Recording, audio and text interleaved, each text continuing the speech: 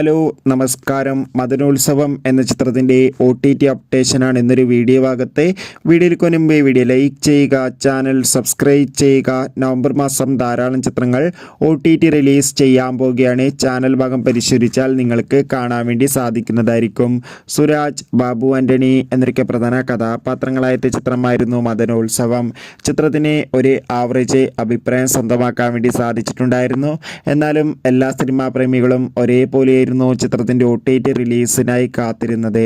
Finally Madanolsavam എന്ന ചിത്രത്തിൻ്റെ OTT അവകാശങ്ങളൊക്കെ Manoramax എന്ന OTT പ്ലാറ്റ്ഫോമും ആമസോൺ പ്രൈം വീഡിയോസ് എന്ന OTT പ്ലാറ്റ്ഫോമും സ്വന്തമാക്കിയെന്നും ചിത്രം ഡിസംബർ മാസം തന്നെ OTT റിലീസ് ചെയ്യുമെന്നാണ് റിപ്പോർട്ടുകൾ സൂചിപ്പിക്കുന്നത്.